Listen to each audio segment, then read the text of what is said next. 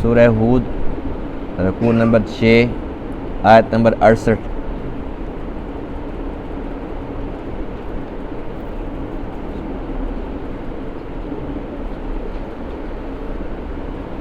اعوذ باللہ من الشیطان الرجیم،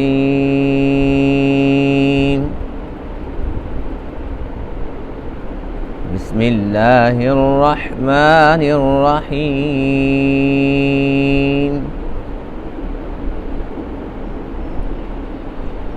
وَلَقَدْ جَاءَتْ رُسُلُنَا إِبْرَاهِيمَ بِالْبُشْرَى قَالُوا سَلَامًا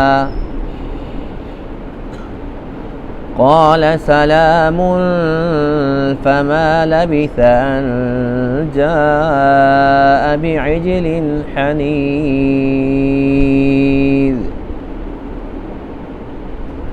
فَلَمَّا رَأَى أَيْدِيَهُمْ لَا تَصِلُ إِلَيْهِ نَكِرَهُمْ وَأَوْجَسَ مِنْهُمْ خِيفَةً قَالُوا لَا تَخَفْ إِنَّا أُرْسِلْنَا إِلَى قَوْمِ لُوطٍ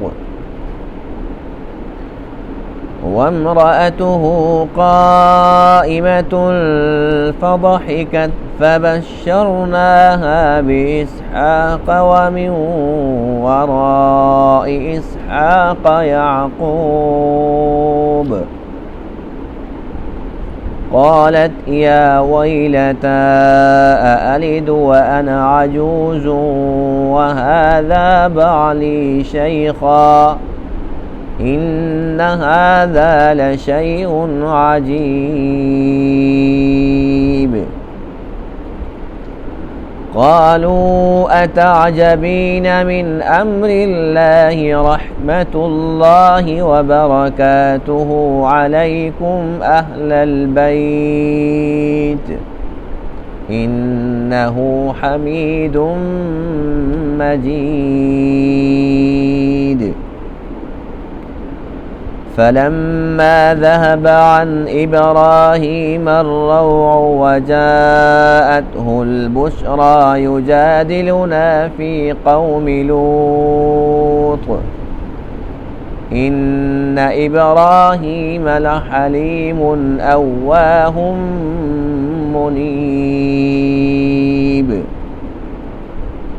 يا إبراهيم أعرض عن هذا إنه قد جاء أمر ربك وإنهم آتيهم عذاب غير مردود صدق الله العظيم۔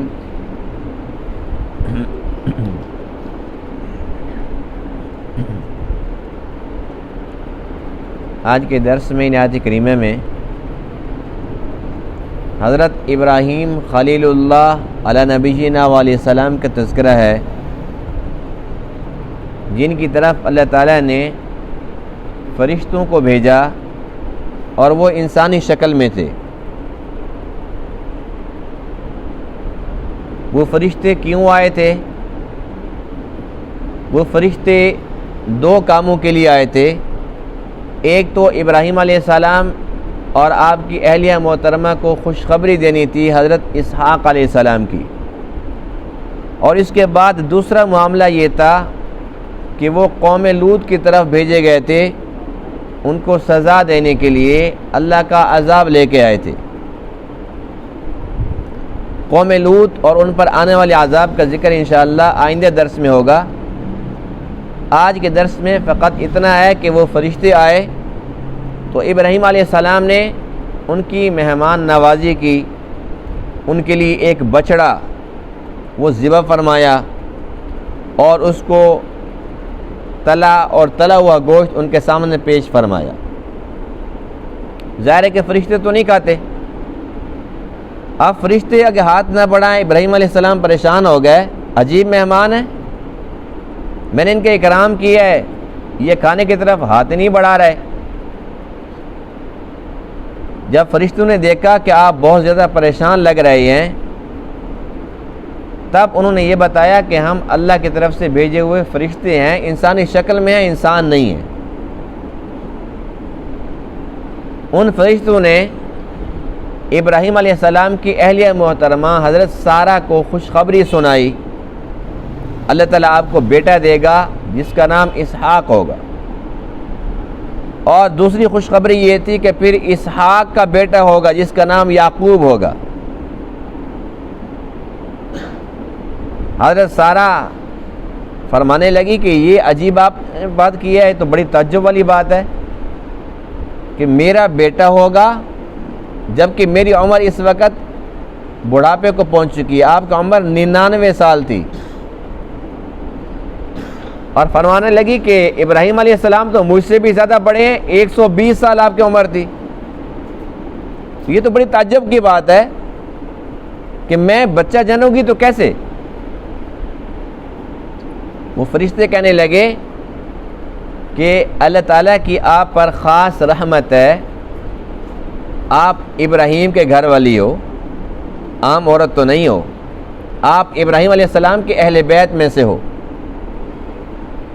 تو یہ اللہ تعالیٰ کا فیصلہ ہے، اس میں تعجب کی کون سی بات ہے؟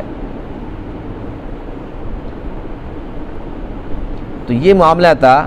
وہ فرشتے آئے، یہ خوشخبری سنائی، اور جب ابراہیم علیہ السلام کو پتہ چلا کہ مجھے خوشخبری سنانے آئے ہیں، قوم لوط کے لیے تباہی کا، عذاب کا پیغام لے کے آئے ہیں، تو ابراہیم علیہ السلام نے ان سے کافی باتیں کی کہ وہاں تو ایمان والے ہوں گے، وہاں تو حضرت لوط علیہ السلام وہاں پر موجود ہوں گے، پھر ان کی بیٹیاں تو آپ پر ایمان لانے والی ہیں، ان کا کیا بنے گا؟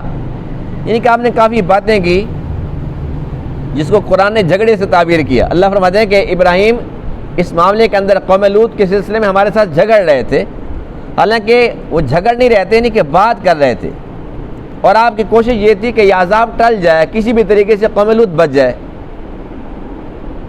ان فرشتوں نے بالآخر اللہ کا فیصلہ سنا دیا کہ یہ اللہ کا فیصلہ ہے جو ہو کر رہے گا، اور اب ان پر عذاب آئے گا اور وہ ٹلنے والا نہیں ہے۔ اس کے بعد پھر وہ قوم لوط کی طرف گئے تھے، اس کا ذکر انشاءاللہ کل کے درس میں ہوگا۔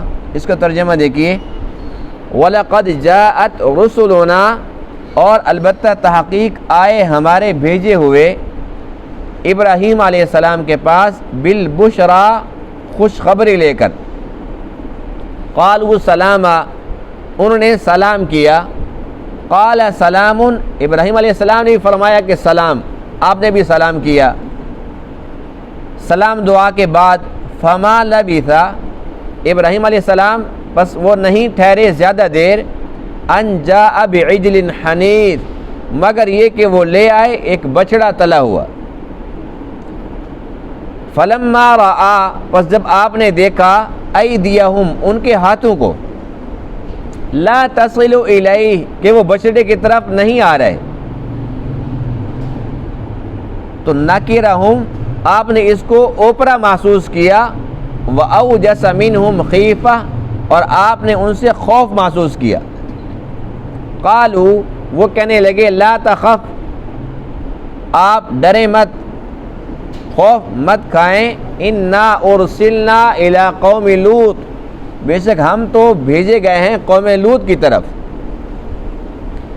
وامرأتہ قائمۃ، اور آپ کی بیوی یعنی کہ ابراہیم علیہ السلام کی بیوی، قائمۃ، وہ کھڑی ہوئی تھی، اس نے یہ ساری باتیں سنی، فضحکت، وہ ہنسنے لگی، فبشرناہا باسحاق، بس ہم نے ان کو خوشخبری دی اسحاق کی، ومن وراء اسحاق یعقوب، اور اسحاق کے بعد یعقوب کی۔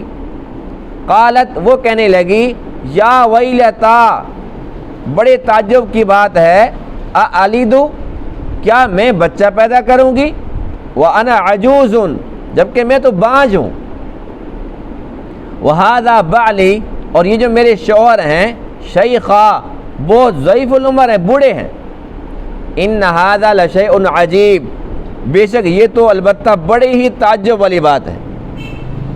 قالوا، وہ فرشتے کہنے لگے، أَتَعْجَبِينَ مِنْ أَمْرِ اللَّهِ، کیا آپ تعجب کرتے ہو اللہ کے امر سے؟ رحمت اللہ، اللہ کی رحمت و برکاتہ اور اس کی برکتیں علیکم تم پر ہیں اے اہل بیت، انہ حمید بے شک اللہ تعالی حمید ہے، تعریف کے لائق ہے، مجید شان والا بزرگی والا ہے۔ فلما ذهب عن ابراہیم الروع، پس جب ابراہیم علیہ السلام سے خوف جاتا رہا، وجاءته البشرا اور آپ کے پاس خوشخبری بھی آ چکی، یجادلنا تو ہمارے ساتھ جھگڑا کرنے لگے قوم لوط کے سلسلے میں۔ اللہ نے تعریف کی ہے کہ بے شک ابراہیم علیہ السلام لحلیم البتہ بردبار تھے، اواہ نرم دل کے تھے، منیب اللہ کی طرف رجوع رکھنے والے تھے۔ یا ابراہیم اے ابراہیم اعرض عن ھذا آپ اس سے اعراض کیجئے، درگزر کیجئے، آپ اس بات میں نہ آئیے، انہ قد جاء امر ربک بے شک البتہ آپ کے رب کا امر آ چکا، اللہ نے فیصلہ کر لیا ہے۔ وَإِنَّهُمْ آتِيهِمْ عَذَابٌ اور بے شک ان کے پاس عذاب آنے والا ہے، غیر مردود جس کو لٹایا نہیں جا سکتا۔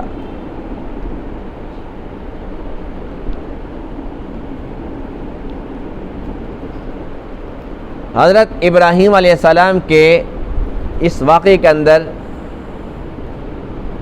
کافی پہلو ہیں جن پر بات کرنے کی ضرورت ہے۔ ایک یہ کہ حضرت ابراہیم علیہ السلام کے پاس وہ فرشتے آئے، لیکن انسانی شکل میں تھے۔ وہ تعداد میں کتنے تھے؟ بعضوں نے لکھا ہے 3، بعضوں نے 4، بعضوں نے 6، حد 12 کی تعداد لکھی ہے، یعنی کہ وہ 6-7 تھے یا 10-12 تھے، جن میں جبرائیل بھی تھے اور میکائیل بھی تھے اور اسرافیل بھی تھے۔ 3 تو یہ بڑے فرشتے آ گئے، ان کے ساتھ باقی اور چھوٹے فرشتے بھی تھے۔ یہ جب فرشتے آئے تو ابراہیم علیہ السلام کے سامنے بیٹھے ہوئے ہیں اور آپ کو پتہ نہیں چل رہا کہ یہ فرشتے ہیں۔ اگر آپ کو پتہ چل جاتا تو آپ کو تو پتہ تھا کہ فرشتے نہیں کھاتے، آپ ان کے لیے تکلف فرماتے۔ تو اس سے اللہ تعالیٰ نے ہم سب کو یہ بات سمجھائی ہے کہ اپنا عقیدہ درست رکھو کہ علم غیب اللہ کے پاس ہے، یہ اللہ کی وہ صفت ہے جو اللہ کے ساتھ خاص ہے۔ کہ ابراہیم علیہ السلام کے سامنے بیٹھے ہوئے ہیں، باتیں بھی کر رہے ہیں، اس کے باوجود ابراہیم علیہ السلام کو خبر نہیں ہو رہی کہ یہ فرشتے ہیں، جبرائیل آیا ہوا ہے، یا یہ کہ عام انسان آیا بیٹھا ہے انسانی شکل میں جو تھے۔ جب تک اللہ نہ بتلائے نبیوں کو خبر نہیں ہوتی۔ ذرے ذرے کا علم، تفصیلی علم کس کے پاس ہے؟ اللہ کے پاس ہے۔ اللہ تعالیٰ نے سب سے زیادہ علم نبیوں کو عطا فرمایا، اور نبیوں میں سب سے زیادہ علم امام الانبیاء خاتم النبیین کو عطا ہوا، لیکن عطائی ہے، ذاتی نہیں ہے۔ جتنا اللہ نے دے دیا اتنا ہے، اور جس چیز کا علم نہیں دیا وہ اللہ کے نبیوں کے پاس علم نہیں تھا۔ جب تک فرشتوں نے نہیں بتلایا کہ ہم فرشتے ہیں، تب تک ابراہیم علیہ السلام کو خبر نہیں ہے، اور جب تک آپ نے ان کو انسان سمجھا، ان کا اکرام کیا، اور پھر جب وہ کھانا نہیں کھا رہے تو یہ پریشانی نہیں تھی کہ یہ تو فرشتے ہیں میں بھول گیا۔ پریشانی اس بات کی تھی، اس دور میں غیرت تھی۔ کیا چیز تھی؟ غیرت۔ اس دور میں یہ ہوتا تھا کہ جو کسی کے گھر کا نمک کھا لیتا تھا وہ اس کو نقصان نہیں پہنچاتا تھا، اور جو کسی کو نقصان پہنچانا چاہتا تھا تو اس کے نمک سے پرہیز کرتا تھا۔ جب وہ کھانا نہیں کھا رہے تھے تو ابراہیم علیہ السلام اس بات سے گھبرا رہے تھے کہ لگتا ہے کہ یہ کو مجھے نقصان پہنچانے کے لیے آئے ہیں، کہ میرے دشمن ہیں، تبھی تو میرے نمک نہیں کھانا چاہ رہے۔ آپ اس بات سے پریشان ہو رہے تھے۔ اسی بات کا ذکر ہے کہ نَکِرَہُم، آپ نے اس کو اوپرا خیال کیا، وَأَوْجَسَ مِنْهُمْ خِیفَةً، ان سے ڈر گئے. اس لیے نہیں ڈرے تھے کہ یہ مجھے مارنے آئے، کو لڑنے آئے ہیں. مقصد یہ تھا کہ ہیں کو نقصان والے کہ میرا نمک کیوں نہیں کھا رہے. تو اس وقت کچھ نہ کچھ غیرت تھی. جو کسی کا کھا لیتا تھا اس کے گھر وہ چوری نہیں کرتا تھا، وہاں پر ڈاکہ نہیں مارتا تھا، اس کی عزت پہ حملہ نہیں کرتا تھا، اس لیے کہ وہ کہتا تھا جی میں نے اس کا نمک کھایا ہوا ہے. آج کل تو نمک بھی کھلاؤ، میٹھا بھی کھلاؤ، اور کھا بھی رہے ہیں وہیں بک بھی رہے ہوتے ہیں. غیرت ختم ہو گئی نا. وہیں کھا رہے ہیں، پی رہے ہیں، اور جو میزبان ہے وہ ادھر دے کے کھانا اندر گیا تو اس کے گلے شکوے شروع ہوتے ہیں. وہیں وہ کہتے ہیں صبر کس چیز کا، انتظار کس چیز کا. اور پھر جس کا کھا کے جاتے ہیں، جب جا رہے ہیں پہلے نیت ہوتی ہے کھانا بھی اڑائیں گے، اس کا بندوبست بھی کریں گے. نعوذ باللہ من ذالک. یعنی کہ غیرت ختم ہو گئی، حیا ختم ہو گئی. حدیث پاک میں الحیاء من الایمان، یہ حیا ایمان کا حصہ ہے. اب تو بے حیائی ہے، بغیرتی ہے، غیرت نام کی کوئی چیز ہی باقی نہیں رہی. ایک تو آج کے درس سے یہ سبق مل رہا ہے کہ اپنا عقیدہ ہم درست رکھیں. ہر ایک انسان کو لازم ہے کہ وہ اپنا عقیدہ یہ رکھے کہ علم غیب نہ کسی ولی کے پاس، نہ کسی نبی کے پاس، صرف اور صرف اللہ کے پاس. غیب بھی اللہ کے پاس ہے، وَعِندَهُ مَفَاتِحُ الْغَیب، غیب کی چابیاں بھی اللہ کے پاس ہیں. دوسری بات یہ ہے کہ حضرت ابراہیم علیہ السلام وہ مہمان نواز تھے. اس واقعے کا دوسرا پہلو، اس پر حدیث پاک یہ ہے کہ من کان یؤمن باللہ، جو اللہ پر ایمان رکھتا ہے، والیوم الآخر، اور قیامت کے دن پر ایمان رکھتا ہے، فلیکرم ضیفہ، اس کو چاہیے کہ اپنے مہمان کا اکرام کرے. 3 دن تک مہمان کا اکرام لازم ہے. 3 دن تک تو ہم اس سے پوچھ بھی نہیں سکتے کہ بھئی آپ آئے کس مقصد سے ہو. ہم حسب توفیق اپنے سے بڑھ کر اس کو کھلائیں پلائیں، اس کا اکرام کریں، اس کے آرام کا خیال کریں. 3 دن کے بعد پھر ہمیں حق ہے کہ ہم پوچھ سکتے ہیں کہ بھئی خیریت تو ہے. اور 3 دن کے بعد ہمارے اوپر اس کا جو اکرام تھا وہ ختم ہو گیا ہے.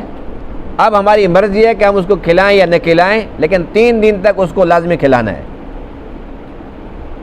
یہ تو اللہ کے نبی کا فرمان ہے نا کہ اس کا اکرام کرنا چاہیے. اور ابراہیم علیہ السلام تو پھر اللہ کے نبی کے بھی جد امجد تھے اور اللہ کے خلیل تھے. آپ کی مہمان نوازی کا یہ عالم تھا کہ لکھا ہے کہ آپ نے پوری زندگی کبھی بغیر مہمان کے کھانا ہی نہیں کھایا.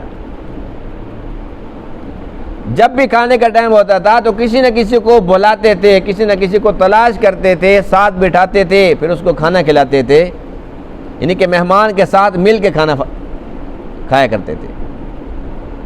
ایک بار ایسا ہوا، کھانے کا وقت ہو گیا اور آپ کو بھوک لگی ہوئی تھی، مہمان کی تلاش میں نکلے. ایک مہمان ملا، اس کو لے آؤ بھائی کھانا کھاؤ. جب اس نے کھانا کھانا شروع کیا تو وہ اسلامی طریقے سے نہیں شروع کیا، یعنی کہ نہ ہاتھ دھوئے، نہ اللہ کا نام لیا، بسم اللہ پڑھی، ایسے شروع ہو گیا. تو آپ کو احساس ہوا کہ یہ تو غیر مسلم ہے. آپ نے اس کو دسترخوان سے اٹھا دیا کہ آپ جاؤ. اللہ کی طرف سے وحی اترتی ہے کہ اے ابراہیم، کیا ہمیں پتہ نہیں ہے کہ یہ کافر ہے؟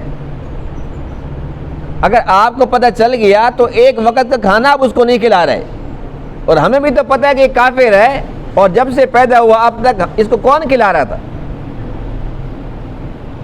تو اس دن سے پھر آپ کو یہ احساس ہوا کہ کوئی کافر ہے یا مسلمان ہے، جو بھی ہے اللہ کی مخلوق ہے، ہر ایک کو کھلانا چاہیے. اور یہاں پر دیکھو اللہ تعالیٰ نے ابراہیم علیہ السلام کی مہمان نوازی کی گواہی دی کہ جب وہ فرشتے آئے، اب دیکھو بے شک انسانی شکل میں ہے، آپ جانتے بھی نہیں ہیں، یہ وہ مہمان ہیں جن کے ساتھ جان پہچان نہیں ہے. ان مہمانوں کے لیے گائے گھر گئے اور جا کر وہاں سے اپنا بچڑا ذبح کر دیا. جن کے ساتھ جان پہچان نہیں ہے اپنی گائے کا بچڑا حلال کر کے اور اس کو پورا کا پورا تل کے اور ان کے سامنے پیش کر دیا. جن کو جانتے نہیں تھے ان کے لیے اتنا اکرام ہے, اور کوئی جان پہچان والا آ جاتا تو اس کے لیے کیا کرتے. اور تھوڑا عرصہ پہلے کی بات ہے, جب تک انسانوں کے اندر کچھ انسانیت تھی, اللہ اور اس کے رسول اور ان کے فرامین سے محبت تھی, تب تک اگر محلے کے اندر نا کوئی بندہ ایسے مہمان آ جاتا تھا, مسجد میں کوئی نیا بندہ آ گیا تو جو نمازی ہوتے تھے نا وہ بیٹھ جاتے تھے کہ کوئی نیا بندہ آیا ہوا ہے, پتہ نہیں بیچارہ پریشان لگ رہا ہے, پتہ نہیں اس کا کوئی ٹھکانہ ہے بھی یا نہیں ہے. اس سے پوچھتے تھے کہ بھائی خیریت ہے, آپ بیٹھیں, آپ نے کھانا میرے گھر سے کھانا ہے, کھانا میں لے کے آؤں گا. تو کافی سارے بندے انتظار میں ہوتے تھے کہ یہ میرا مہمان ہے. اور اللہ کے نبی کے دور میں بھی یہی ہوتا تھا, پوچھا جاتا تھا کہ ہاں بھائی, صحابہ کرام صلی اللہ علیہ وسلم پوچھتے تھے کہ بھئی یہ مہمان آیا ہوا, کون اس کو لے کے جائے گا. سنت طریقہ تو یہی ہے. آج کل معاملہ الٹ ہو گیا ہے, تبھی تو یہ ہوٹل کامیاب ہو گیا نا. اب جو کسی کام کے لیے آتا ہے تو وہ کہتے ہیں جی بس ہوٹل ہے, میں وہاں کمرہ بک کرا لوں گا. اسے پتہ ہے کہ بھئی کوئی مہمان نواز تو ملنے والا نہیں ہے جہاں پر میں قیام کر سکوں, جہاں پر مجھے طعام مل سکے. وہ کہتے ہیں جی بس ہوٹل زندہ باد.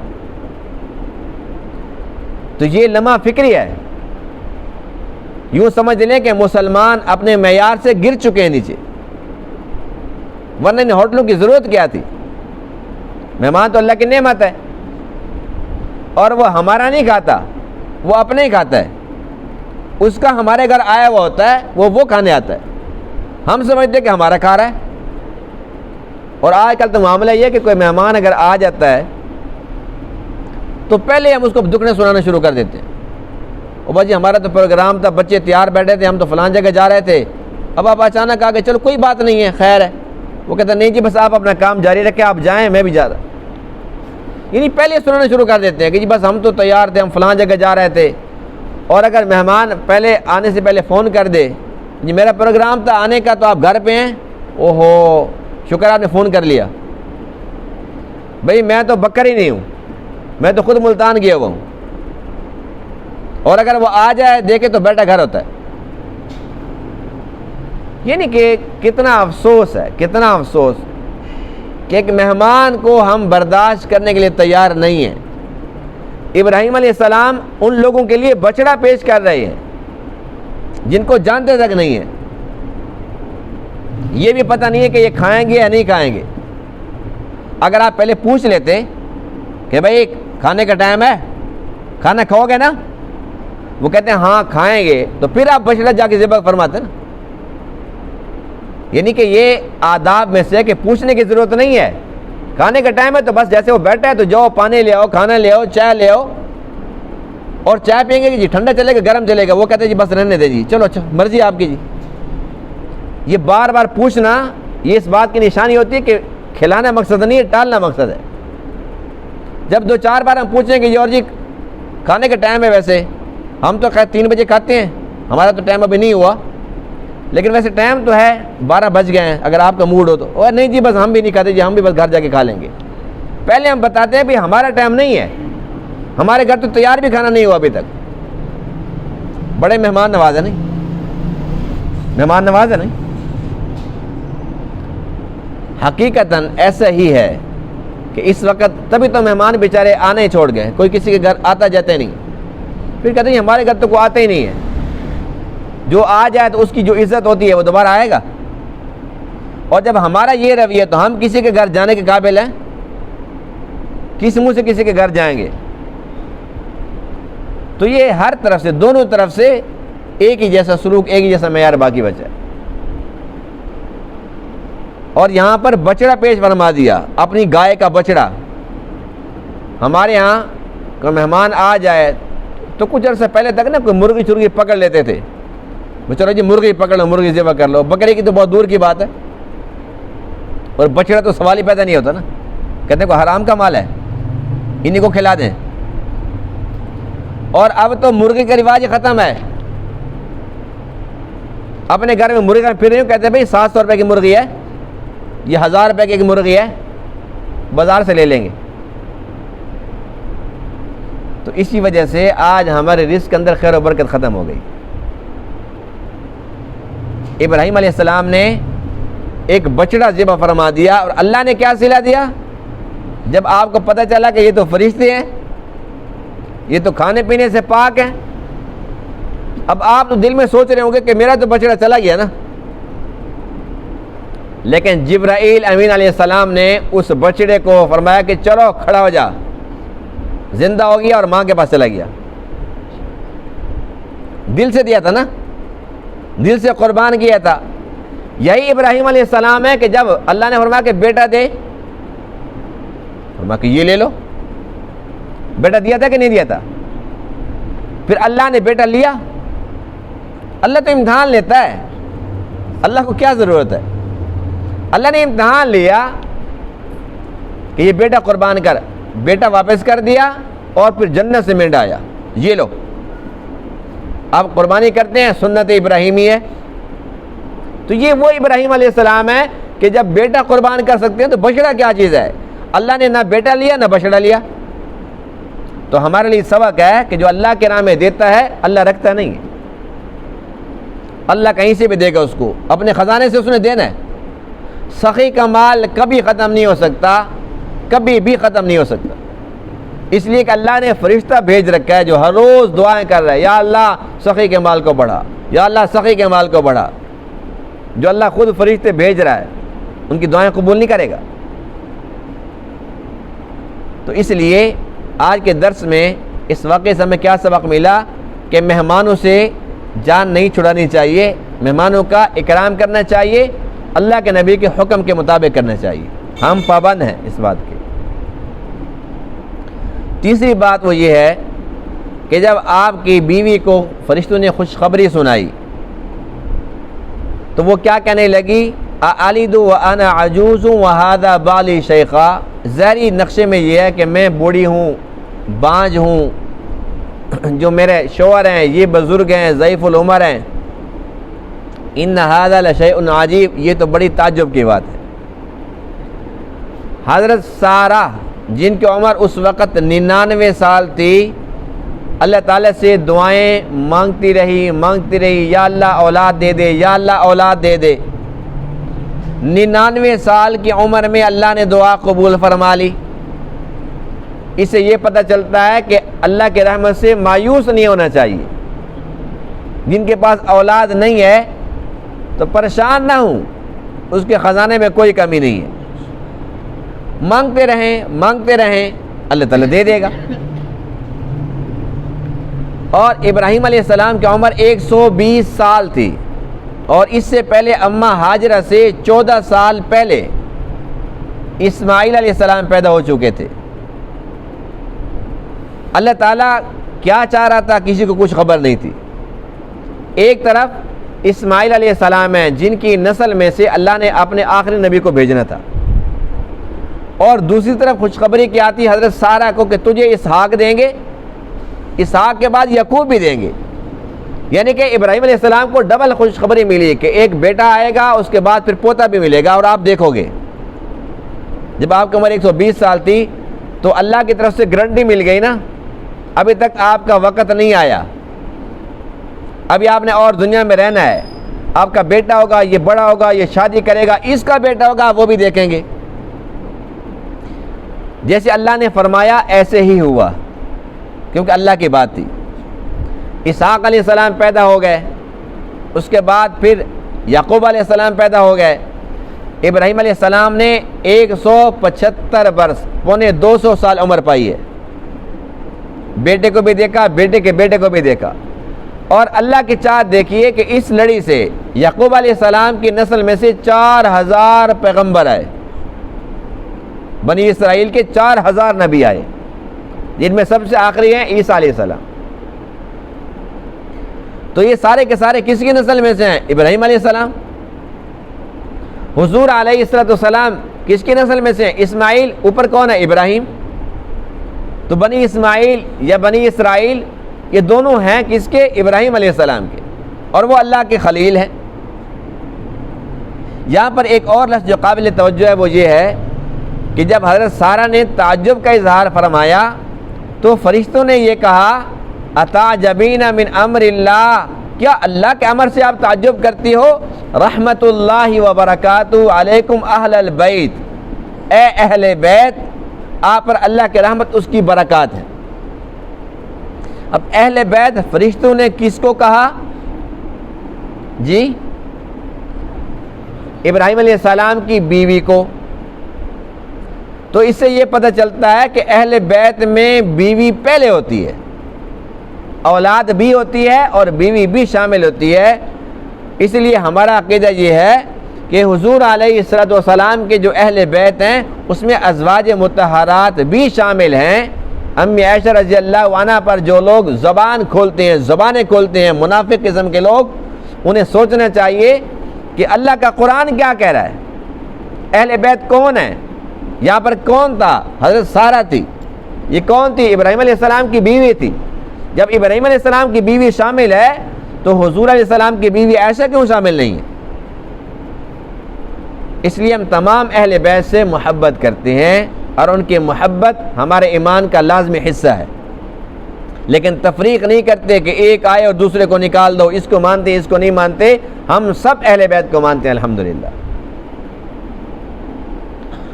یہ جب بات ختم ہو گئی، ابراہیم علیہ السلام کو پتہ چل گیا کہ یہ تو فرشتے ہیں، یہ کھانے پینے والے نہیں ہیں، یہ پتہ چل گیا کہ میرے لیے خوشخبری لے کے آئے ہیں، خوشخبری در خوشخبری لے کے آئے ہیں۔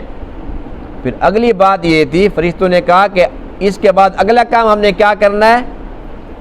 اگلا کام یہ کرنا ہے کہ ہم جائیں گے قوم لوط کی طرف۔ جب آپ کو یہ پتہ چلا تو اب آپ پریشان ہو گئے، اس لیے کہ اللہ کے نبی نہیں چاہتے کہ کسی بھی امت پر اللہ کا عذاب آئے۔ وہ بڑے شفیق ہوتے ہیں، بڑے مہربان ہوتے ہیں، آخر دم تک ان کی کوشش یہ ہوتی ہے کہ یہ لوگ جہنم سے بچ جائیں، یہ لوگ جہنم سے بچ جائیں، اللہ کے عذاب سے بچ جائیں۔ آخر تک نبیوں کی کوشش یہی رہی ہے، لیکن جو لوگ خود ازل سے بد نصیب ہوں، بدبخت ہوں، جنہیں اپنا نفع نظر نہ آ رہا ہو، اپنے نقصان کو نہ سمجھ سکتے ہوں، ایسے عقل کے اندھوں کے لیے پھر اللہ کے نبی آخر میں کیا کر سکتے ہیں؟ آخر میں پھر وہ یہی کر سکتے ہیں کہ بس یا اللہ تو جان اور تیرا کام جانے۔ اس لیے ہر ایک انسان کو خود سوچنا چاہیے کہ میرا نفع کیا ہے، میرا نقصان کیا ہے۔ ایک طرف ہمیں کوئی سمجھانے والا ہے، سکھانے والا ہے، وہ کب تک سکھائے گا؟ جب تک ہم خود اپنے نفع کو نفع نہیں سمجھیں گے، نقصان کو نقصان نہیں سمجھیں گے، تب تک کسی کی بات سے ہمیں کیا اثر ہو سکتا ہے، کیا فائدہ ہو سکتا ہے؟ تو ہر ایک انسان کو ہر وقت اللہ کے عذاب سے ڈرتے رہنا چاہیے، اور ہر وقت ہر ایک مومن کو ہمیشہ آخرت کی ہی فکر کرنی چاہیے اور آخرت کی ہی تیاری کرنی چاہیے، اس لیے کہ دنیا کی زندگی بہر صورت ختم ہونے والی ہے۔ جن پاکوں کا آج کے درس میں تذکرہ ہے وہ بھی چلے گئے، جن کے لیے کائنات بنی وہ بھی چلے گئے، سب جا رہے ہیں تو رہنا ہم نے بھی نہیں ہے، ہم بھی چلے جائیں گے۔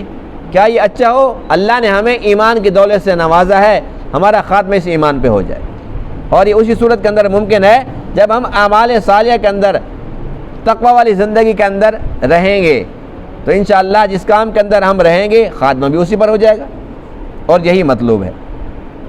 اللہ تعالیٰ تمام باتوں کو سمجھنے عمل کرنے کی توفیق عطا فرمائے۔ وآخر دعوانا الحمدللہ رب العالمین۔